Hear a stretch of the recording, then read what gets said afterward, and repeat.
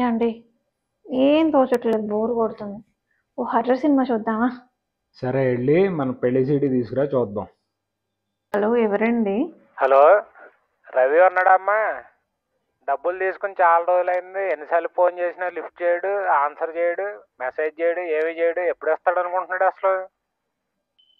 మీరు ఫోన్ చేసిన వ్యక్తి మీకు బాకీ ఉన్న కారణంగా ఎప్పటికీ స్పందించరు. దయచేసి మీ ప్రయత్నాన్ని విరమించుకోండి. ఏంటే నువ్వంటే నాకేమన్నా భయం అనుకున్నావా? ఏ భయం లేకపోతేనే పెళ్లి చూపులకి 25 మందిని, ఎంగేజ్మెంట్కి 50 మందిని, పెళ్లికి 1000 మందిని పిలిపించుకున్నారా? ఇక్కడ సింహం మీ ఇంటికి సింగిల్గానే వచ్చా. ఓయ్ లక్ష్మి, లక్ష్మి, లక్ష్మి. అక్క, మన సర్వెంట్ వాట్సాప్ గ్రూప్ చూడు ఒకసారి. అందులో మన 3వ వీధిలో అనసూయమ్మ వాళ్ళ ఆయన దెబ్బలాట వీడియో పెట్టాను, చూసి లైక్ కొట్టు. అత్తయ్యరు బియ్యం కడిగి పెట్టమన్నారు, కానీ ఏ సబ్బుతో కడగాలో చెప్పలేదు. ఒకసారి మీరైనా అడిగి కనుక్కోండి ప్లీజ్.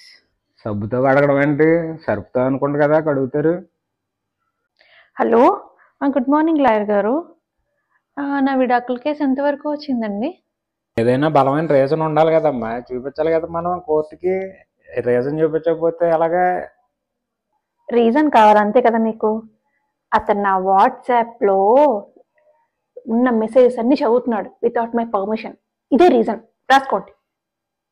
ఏమండి, నేను ఎప్పుడు మీ మనసులోనే ఉంటానండి. ఉంటే ఉన్నావు కానీ అక్కడ ఇంకో నలుగురు ఉన్నారు, వాళ్ళతో గొడవ ఏం పెట్టుకోకు.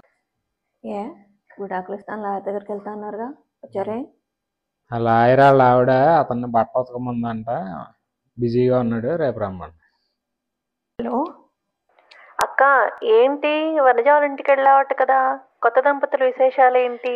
ఏముంది, వాళ్ళ ఆయన అంట్లు తోమితే సూపర్ అంట, బట్టలు ఉతికితే హవాక్ అయిపోతారట. చాలా కోతలకు వస్తుంది తెలుసా.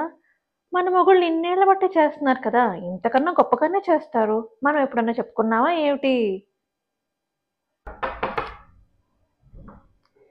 ఇదేంటి ఇంపార్టెంట్ మీటింగ్ కన్నా వెళ్ళాలన్నారు, అప్పుడే వచ్చారేంటి?